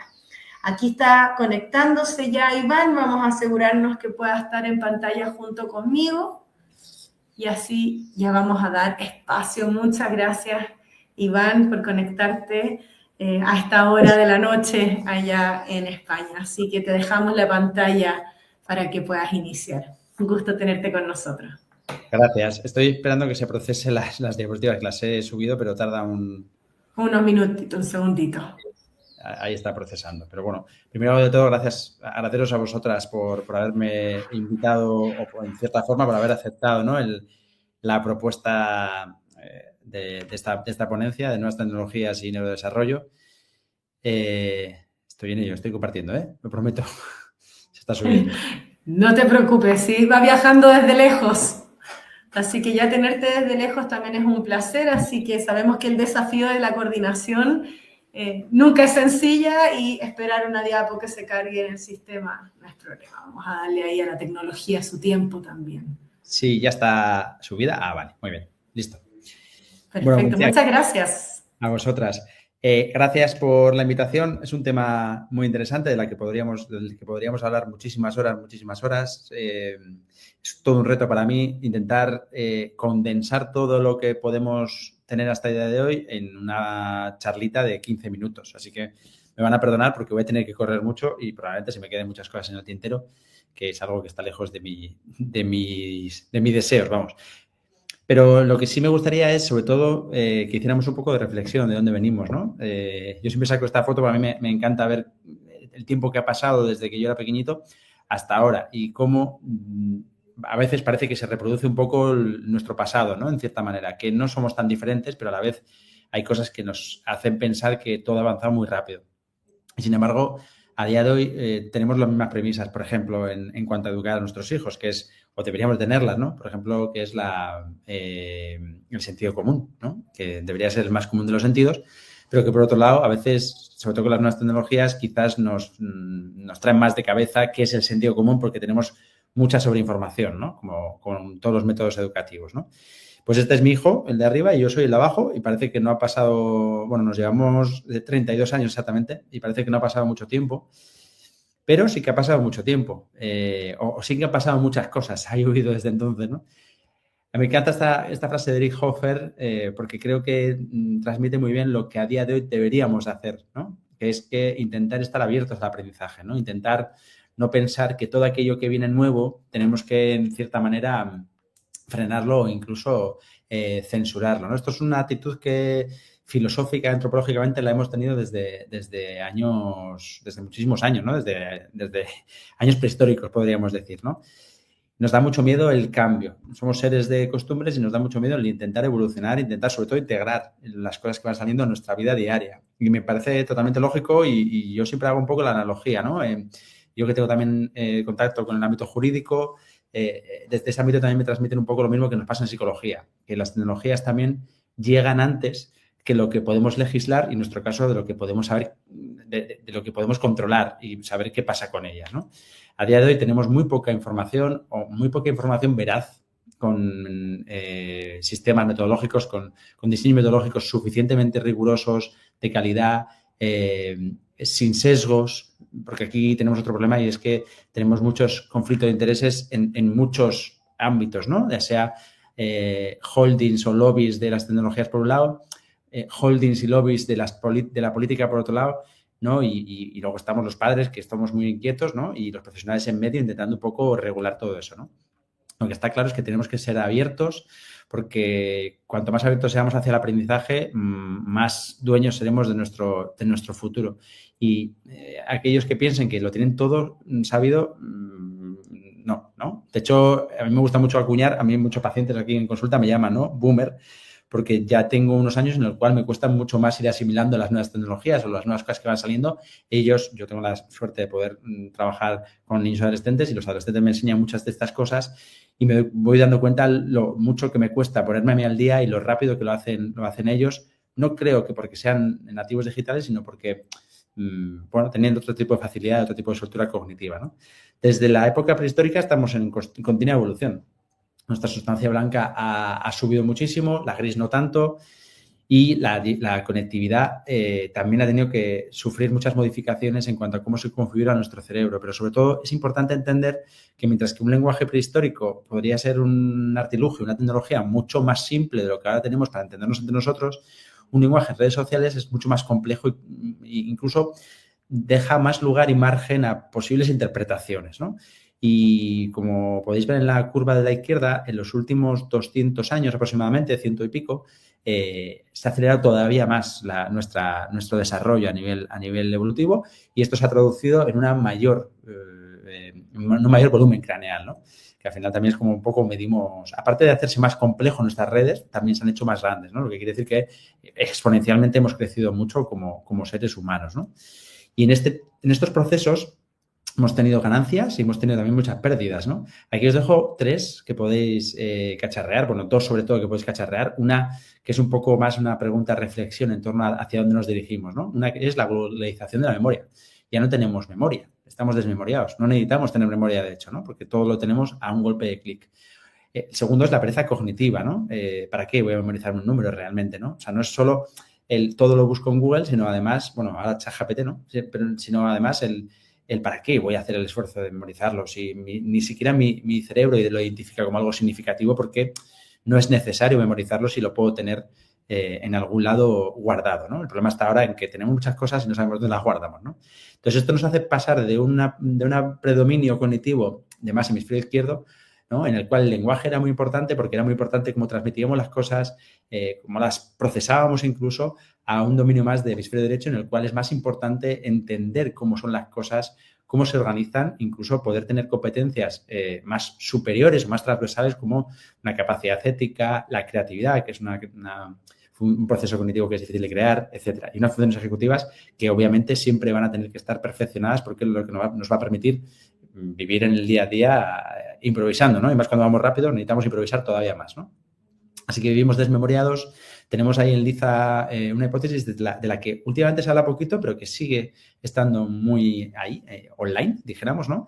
Como es que si no escribimos, si desaparecerá la escritura o si la B y la V en castellano significan exactamente lo mismo, ¿para qué utilizarla, ¿no? Y por qué no fundirla y utilizar, por ejemplo, la B, ¿no? De hecho, en euskera, la lengua materna, en mi lengua materna, solo tenemos la B y, por tanto, los niños suelen decir aquí, ¿no? ¿Y para qué necesitamos la V si con la B en euskera nos entendemos, ¿no? Pues esto es un poco igual. El aprender, que es algo que está pendiente, no necesitamos saber muchas cosas, necesitamos saber quién tiene la llave de la puerta que abre esas cosas, ¿no? Y el cómo procesamos la información, que esto también es un cambio que estamos viviendo pues de una manera muy, muy voraz, ¿no? Muy, muy rápido, muy frenético, ¿no? Mientras que estos cambios se dan, por otro lado, hay cambios que no se están dando y deberían de ser acordes, pero es que estamos pidiéndole a nuestro cerebro que evolucione mucho más rápido de lo que es capaz de evolucionar a nivel más fisiológico, biológico o a nivel más estructural, ¿no? Por ejemplo, la multitarea. Existen estudios que nos dicen que realmente en los últimos 10-15 años nuestra capacidad básica de multitarea ha aumentado y de manera insignificante, muy poquito. Y esto nos hace pensar muchas cosas, ¿no? Nos hace darle una vuelta a todo lo que estamos haciendo porque estamos en contextos continuamente que nos exigen multitarea, ¿no? El switching, la capacidad de alternar entre diferentes estímulos. Estímulos que van muy rápido nos piden que podamos ir procesando muchos o incluso que podamos alternar la atención entre muchos diferentes, ¿no? Por poneros un ejemplo, a día de hoy, en torno al 35-40% de los accidentes de tráfico, los accidentes viarios, están provocados muchas veces por las distracciones generadas por el móvil, por intentar escribir WhatsApps o ver algo a la par que conducimos, ¿no? Esto sería algo que se podría hacer siempre y cuando tuviéramos una capacidad de multitarea y switching muy rápido, ¿no? Me acuerdo que hace 20, 30 años yo viajé a Sudamérica una de las veces, ¿no? Yo tenía 16, 17 años y me di cuenta que allí había elementos de Bluetooth en muchas personas que conducían el coche cuando aquí estaba prohibido, ¿no? Y para mí era como una especie de paradoja, ¿no? Como si está prohibido en España porque es peligroso hacer 2 tareas a la vez, en Sudamérica está permitido, ¿no? Y luego aquí se han validado también ese tipo de sistemas, ¿no? Es como hemos ido evolucionando en este sentido. Y me acuerdo que mucha gente pensaba que eso iba a ser imposible, que nunca íbamos a poder hacer 2 cosas a la vez, en este caso hablar por teléfono a la par que conducíamos. Y a día de hoy lo hacemos prácticamente todos con una capacidad, entre comillas, obviamente con esos sistemas que nos permiten tener manos libres y poder tener procesos cognitivos liberados para ello, ¿no? Y las habilidades sociales y cómo nos relacionamos también ha cambiado muchísimo y a esto le tenemos que dar una vuelta. De hecho, a día de hoy sabemos que son más vulnerables a las redes sociales aquellas personas que están en periodos de vulnerabilidad como la adolescencia. Por no decir otro tipo de personas con características específicas, en momentos muy vulnerables, muy específicamente vulnerables, etc., ¿no? Uy, aquí la diapositiva se ha movido un poquito. Y claro, es curioso que estemos pidiendo al cerebro una cosa que por otro lado sabemos que es perjudicial para nuestra salud mental.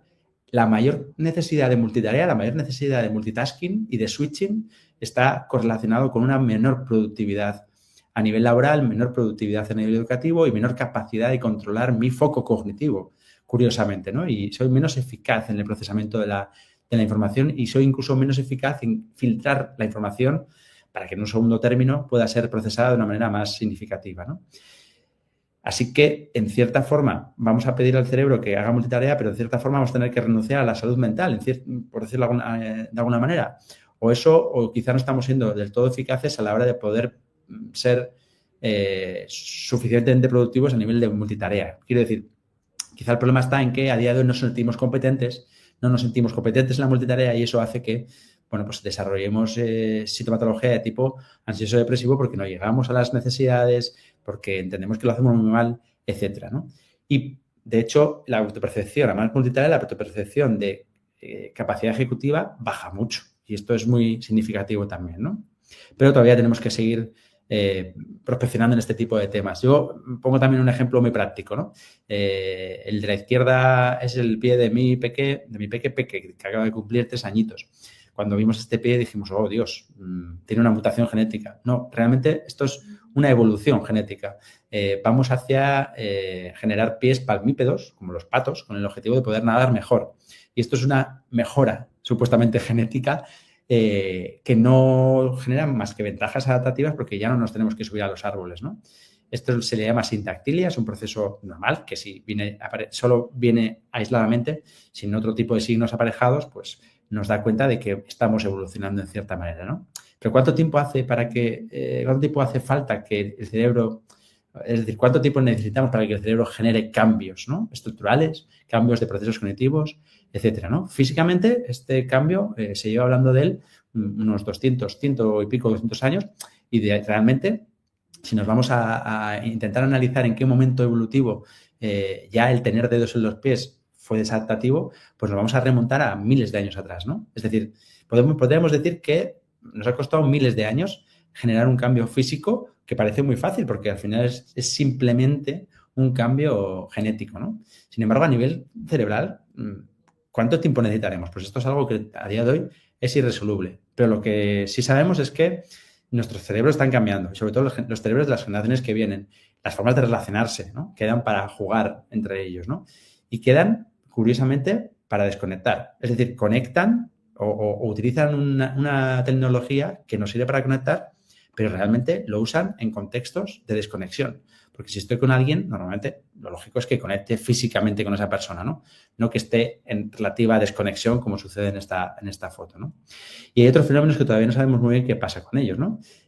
Se ha demostrado en los estudios científicos que es mejor tener amigos físicos, amigos de poder tocar que amigos virtuales. Y esto lo es así en relación, por ejemplo, a 1:5000. Es mejor tener un amigo físico que 5000 virtuales, por ejemplo. Hay algún estudio que nos dice, ¿no? ¿Por qué sucede esto? Pues no tenemos mucha respuesta a ello, pero lo que está claro es que el ser humano, de momento, aparte de las nuevas tecnologías, necesita de una parte táctil que no nos dan las nuevas tecnologías y que creo que nunca nos lo van a dar. Bueno, quizá con la realidad aumentada veremos, ¿no? Pero a día de hoy por lo menos no. Pero claro, luego cuando analizamos este tipo de cosas, también nos encontramos con que hay ciertos, como he dicho antes, lobbies, ¿no? Intereses, en cierta manera. Y en este caso, este artículo científico tiene el interés un poco de generar alarma, sensacionalismo, porque dice que abusar de pantallas durante el primer año de vida se asocia a retrasos en el desarrollo infantil y cuando vamos al estudio original realmente no dice eso. Lo que dice en cierta manera es que muchas veces los niños que están durante los primeros años del desarrollo delante de pantallas de manera excesiva o los que más lo están, los que más pantallas consumen, muchas veces tienen asociados retrasos en el desarrollo del lenguaje. Cuando miras las cosas que dejan de hacer en esa cantidad de horas que invierten delante de la pantalla, te das cuenta que el problema no está en las pantallas, está en la falta de estimulaciones alternativas o de lo que dejan de hacer. Y aquí es quizá lo que debemos mejorar en cierta manera, ¿no? Y esto sucede cuando utilizamos las nuevas tecnologías para funciones que no deberían de tener. Es decir, por ejemplo, sabemos en psicología que existe el condicionamiento, ¿no? Si a un niño desde muy pequeñito le educas a que vas a tener la tablet cada vez que comas, puede llegar un momento en el cual asocie tablet a comer, ¿no? Y podríamos ser perversos y ponerle la tablet y ver cómo saliva, pero también podríamos ver un poco lo mal que hemos hecho como padres y ver que cuando le quitamos la tablet, el niño dice que no quiere comer, por ejemplo, ¿no? Y es algo normal cuando hemos asociado dos estímulos de manera convergente, ¿no? O cuando les pedimos que vayan a dormir y, sin embargo, la luz que provoca la tablet sabemos que genera que el cerebro esté más activado de lo normal y, por tanto, luego se les haga difícil ir a dormir o incluso el haber estado mucho tiempo antes justo de ir a dormir haga que la calidad de sueño sea peor. Pero esto es algo de sentido común, no hace falta tampoco que los estudios científicos nos lo digan, ¿no?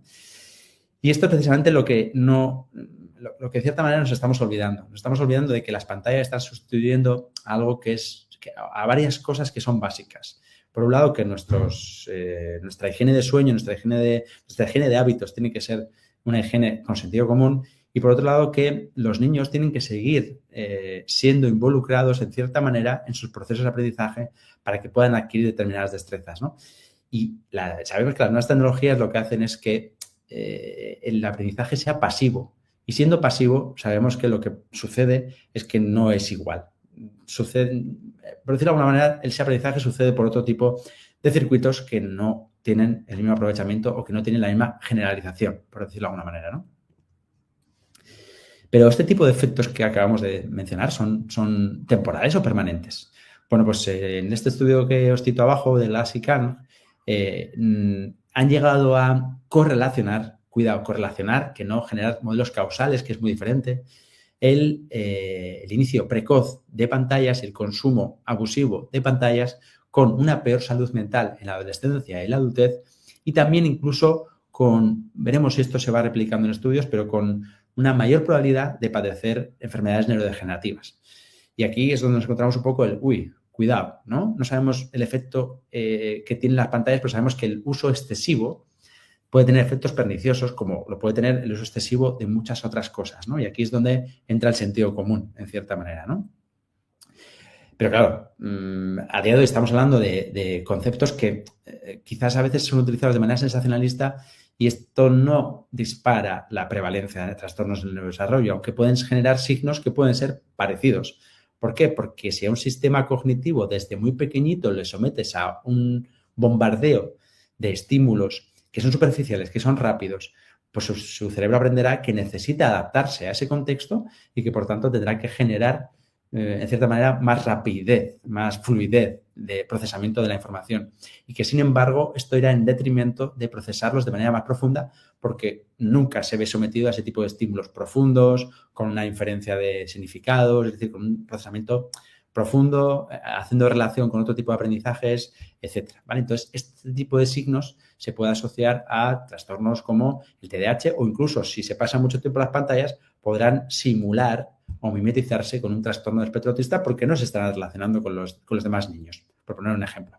Pero no es una causa básica de trastornos del neurodesarrollo a nivel básico, aunque sí desvía el neurodesarrollo de cierta manera y, por tanto, bueno, podríamos debatir si quizá le tendríamos que poner otro nombre o qué. Se nos queda un poco a medias, ¿no? Pero claro, de aquí a abogar por prohibir los móviles hasta los 16 años, a mí me parece como ser un poco la sociedad del péndulo, ¿no? Irnos al extremo precisamente contrario. ¿Por qué? Porque el problema no está en que los niños accedan a pantallas, el problema está en qué medida acceden a pantallas, en cuánto tiempo de pantallas usan al día, por poner algún ejemplo, y en coeducar con ellos, coeducarles para que aprendan a sacarle el partido de las pantallas. Al final la pantalla no es más que una herramienta y es como un martillo. Mal utilizado, obviamente, puede hacer daño, pero bien utilizado es una herramienta que puede ser muy útil. Y a día de hoy nadie nos enseña a utilizar móviles, ni tampoco nadie nos enseña a sacarle el partido necesario a los móviles, ¿no?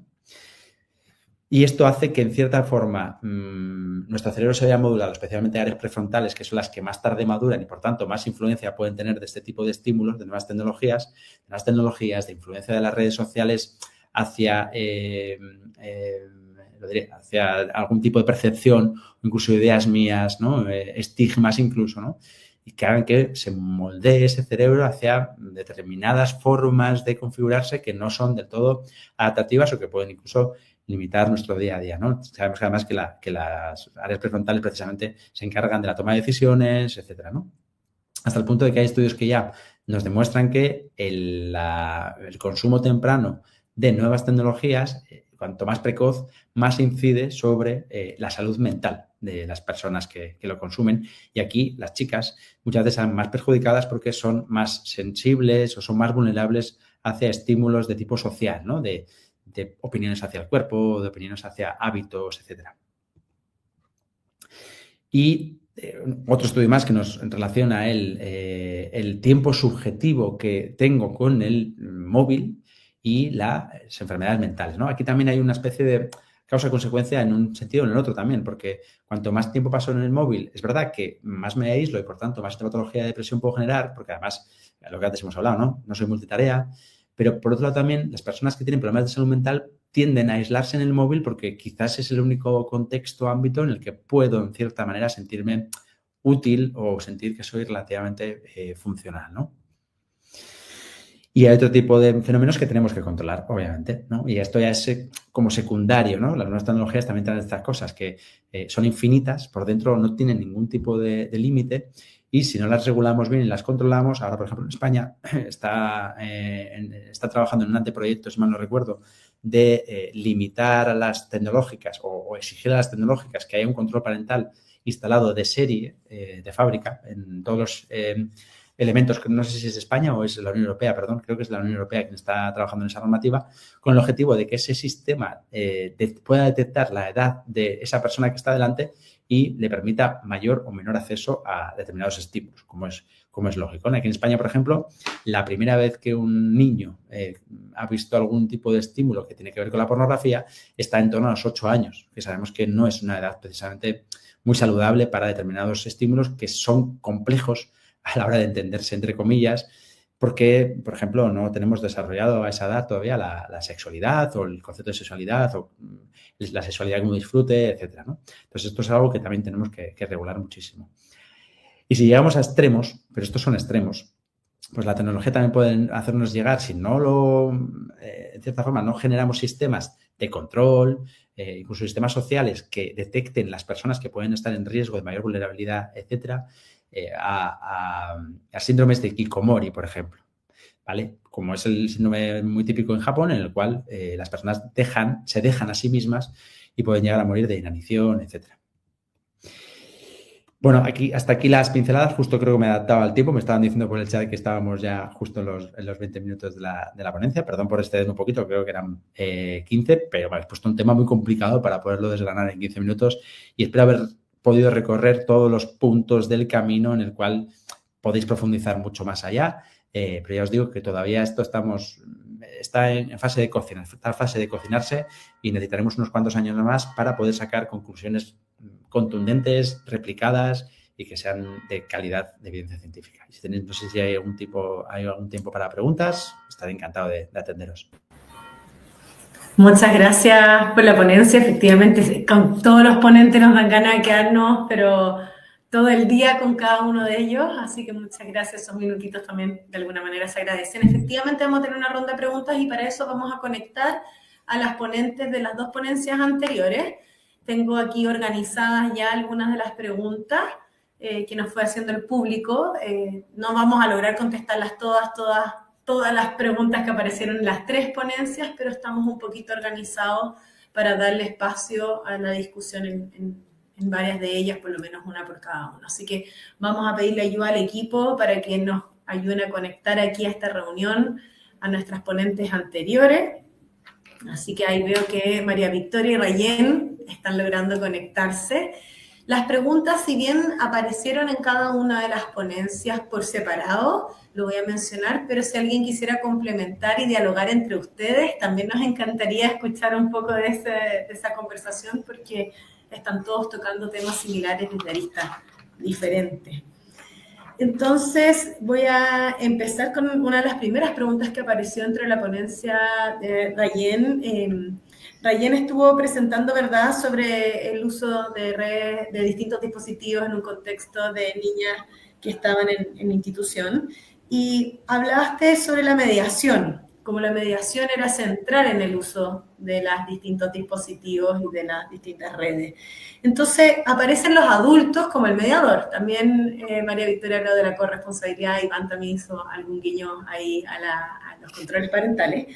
Entonces, la pregunta es, nosotros como adultos, ¿qué herramientas necesitamos entender, saber, conocer para poder mediar en estas niñas, si fuéramos educadores del hogar o si estamos ya en nuestros propios contextos escolares o familiares? ¿Qué herramientas o estrategias necesitamos para poder mediar o construir esta corresponsabilidad? No sé si quieres tomar la pregunta, Rayen, que estaba en ese contexto, o la abrimos a discusión para todos. Yo creo que se puede abrir a discusión, pero considerando el contexto de las adolescentes, creo que por lo general pasaban como dos extremos, o era un uso muy restrictivo, como que no podían utilizar los dispositivos, o pasaba a ser algo totalmente sin control. Yo encuentro que igual es importante la mediación por parte del adulto, sobre todo en la niña de residencia, pero no solamente desde la restricción, sino como guiarlas a cómo sacarle provecho a todo el tema digital, para que esto sea una oportunidad. Porque creo que igual es importante, como mencionaba también María, la mediación digital pasa a tener un factor importante en todo este tema del tema digital. No sé si... Ahí María Victoria, tal vez que te invocó sin querer Rayen en su comentario, ¿quieres complementar? Sí. Bueno, la mediación parental es vital y es algo que se nos escapa de las manos. Yo tengo un modelo de contrato de uso del smartphone que elaboré yo, que tiene 1 millón de cláusulas, que lo trabajo mucho con mis pacientes, con las personas que asesoro. Y pasan varias cosas también con los controles parentales, que los padres ponen controles parentales y dicen, ya, pero si le pasé el teléfono con controles parentales es imposible que pase algo mal. Pero se confían en el control parental y dicen, ya, listo, esa responsabilidad está check, está ok cuando el niño se salta en el control parental. Con el contrato de uso, lo mismo. Echa la regla, echa la trampa y además que los dispositivos móviles son tan atractivos que dan ganas de saltarse las reglas. Entonces, las dos cosas fallan, pero no porque fallen no son importantes. Porque si yo no pongo control parental y si yo tampoco hago un contrato de uso del teléfono, expongo a mi hijo a muchos más riesgos a que si no lo hiciera y fallara. Y darle la oportunidad al niño de que falle y de que falle varias veces. Si su corteza prefrontal es súper inmadura, va a ser impulsivo, va a hacer tonteras y no te va a hacer caso. Típico de un adolescente. ¿Te sumas algún comentario? Perdón, Rayen, te interrumpí. No, igual también Iván mencionaba el tema de que el problema no está en prohibir, sino que lo importante es ayudarlos a sacar el provecho al dispositivo digital, y yo encuentro que igual me gustó ese comentario que realizó. ¿Quieres sumarte, Iván, o pasamos a la siguiente? Y no, yo estoy completamente de acuerdo con ellas dos. Al final, este proceso de crianza es una cocrianza entre todos los elementos que tenemos en nuestro contexto. Y así lo hacemos con los profesores de nuestros hijos, ¿no? Con los tíos, con los abuelos, ¿no? Que todos tenemos que ir un poco a una o armonizados. Y aquí también es un poco lo mismo, ¿no? Tenemos que seguir, darles oportunidades para que fallen y para que aprendan, darles el contenido de ese aprendizaje en cierta forma, de manera explícita, ¿no? El qué ha pasado, por qué ha pasado, cómo crees que se podría haber hecho de manera diferente, y así vamos criando y avanzando, no hay otra forma. Gracias, estamos de acuerdo entonces. Fue con consenso la pregunta. Acá, bueno, no sé si ustedes saben, pero tenemos varios de nuestros estudiantes de Psicología Advanced que están estudiando con nosotros una segunda carrera, así que traen otras profesiones de base. Entonces, también nos preguntan por otros grupos etarios. Yo sé que hoy día nos hemos enfocado en la etapa más juvenil, ¿verdad? También sabemos que una etapa de riesgo, la adolescencia, la corteza prefrontal. Estamos bien hoy día, gracias a ustedes y las ponencias anteriores, bien instruidos en ese punto. Pero también nos preguntaban respecto al fenómeno de todos estos instrumentos en adultos mayores, por un lado, si también se están observando efectos o no, y de qué manera, y si podría ser que, a diferencia de los más jóvenes, también pudiera ser la tecnología y estos elementos alguna estrategia justamente al revés, para potenciar la atención y el aprendizaje en este otro grupo etario. Entonces, ¿cómo lo ven ustedes? ¿Tienen información sobre comparación entre grupos etarios? ¿Qué están viendo ahí en su experiencia? Yo sé que se utilizan plataformas de rehabilitación cognitiva de prevención del Alzheimer que parece que son muy buenas y muy efectivas. Pero estamos hablando de dos cerebros que están en dos momentos muy distintos del desarrollo, dos etapas muy distintas del desarrollo. El cerebro infanto-juvenil, inmaduro, el cerebro del adulto mayor, que ya en el fondo hay algunas conexiones que empiezan a desmielinizarse, la idea es poder ir recuperando esas conexiones.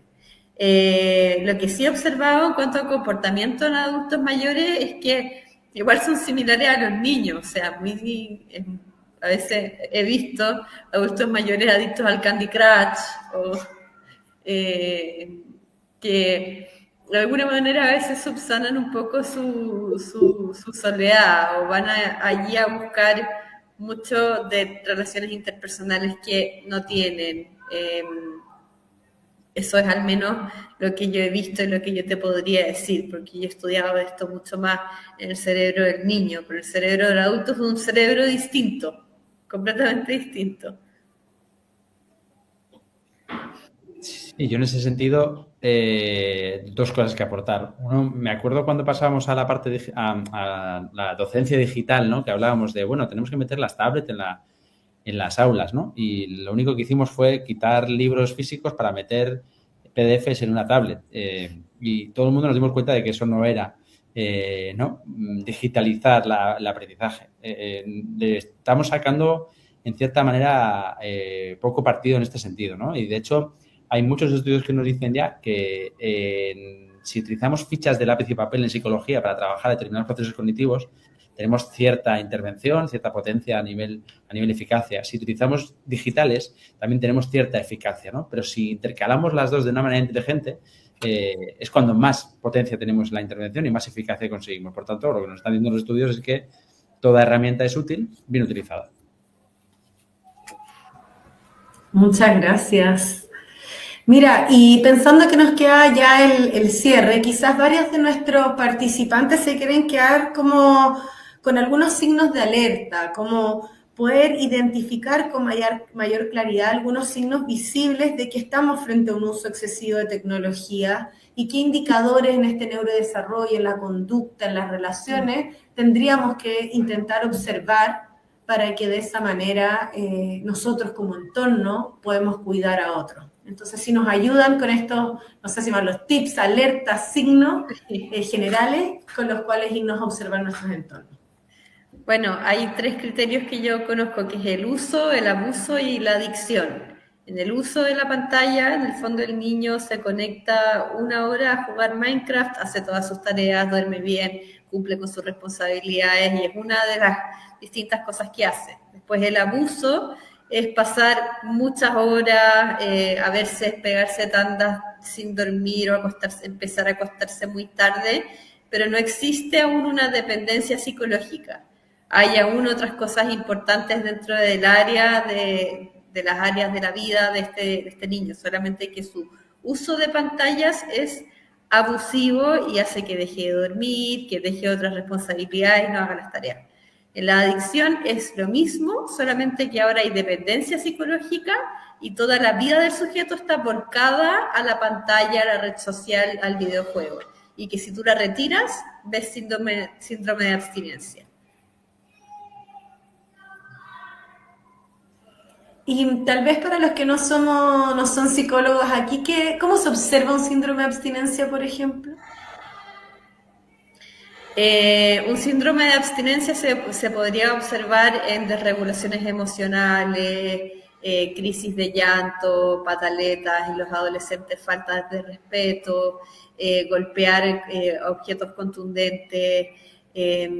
Acá el doctor Arad decía, cuando hablamos de adicción llegamos tarde, efectivamente llegamos tarde. Eso es síndrome de abstinencia, así se puede observar, en el fondo con manifestaciones conductuales de desregulación. Iván, ¿quieres complementar? Rayen, ¿quieren complementar? No, un poco su momento para dejar los tips. Aportar en cierta manera, traducido al lenguaje de la calle quizá, ¿no? Cuando la necesidad de uso de la tecnología está limitando tu vida diaria, o eso está en cierta forma haciendo que dejes de hacer cosas con las que antes disfrutabas, dejándote de relacionar con la gente con la que antes te relacionabas. Pues eso, al final cuando algo te limita es un trastorno, y cuando estamos en un trastorno quizá también hemos pasado ya una línea, ¿eh? Teníamos que haber llegado, hablamos muchas veces de uso problemático como una especie de paso previo a un trastorno. Cuando hemos llegado a un trastorno ya sobrepasados en cierta manera, pero se entiende un poco qué es una limitación y qué nos lleva a eso. Cuando estamos en uso problemático, en abuso, en el fondo que ya dejo de dormir, dejo de comer, descuido a mis amigos, ahí hay que poner la luz roja, porque después en el fondo ya es tarde. Bueno, voy a usar el ejemplo también para esas personas que nos preguntaban por los adultos mayores, y pensando que ustedes igual plantearon que han visto casos, si bien es el foco de adultos mayores, de que también han desarrollado algún grado de adicción a distintos juegos, redes sociales. Finalmente esto corre para ambos grupos, donde sí, como dice también, a mayor reacción frente al retiro del dispositivo, a mayor intensidad de la reacción, mayor riesgo. Entonces, si estamos frente a nuestra familia y algún adulto o adulto mayor también tiene la misma reacción, quizás nosotros padres podemos observarnos a nosotros mismos también y ver cómo nos podemos proteger a nosotros y también a quienes queremos tanto en nuestro entorno. Así que muchas gracias. Nos vamos a quedar con algunos tips, algunos aprendizajes profundos también de hoy día durante una jornada tan provechosa. Les quiero agradecer por su tiempo, por sus ganas de estar aquí con nosotros, por la diferencia horaria en algunos casos. Y vamos a estar cerrando este congreso. Les mandamos un aplauso virtual también, un agradecimiento apretado. Y espero que nos volvamos a encontrar el próximo año, ya que nuestro congreso lo estamos realizando ya una vez al año. Este es el 4º Congreso Internacional de Psicología de la Universidad Gabriela Mistral. Y esperamos poder repetirlo el próximo año y que puedan ser parte de nuestros invitados o ponentes o invitados nuevamente. Así que muchas gracias. Y en nombre de la Universidad Gabriela Mistral y de la Escuela de Psicología, damos por cerrada la participación en el 4º Congreso Internacional. Van a estar disponibles las ponencias durante una semana. Pueden revivir la experiencia completa, la pueden revivir en esta misma plataforma durante una semana, y posteriormente las vamos a estar compartiendo en nuestro espacio de la universidad, en la página web. Este Congreso Internacional se ha denominado Prevención de la Violencia en Entornos Digitales y Presenciales. Perdón, estoy cerrando la tarde con trabalengua. Prevención de la violencia en entornos digitales y presenciales, desafíos y estrategias para una convivencia segura. Muchas gracias por compartir esta jornada con nosotros.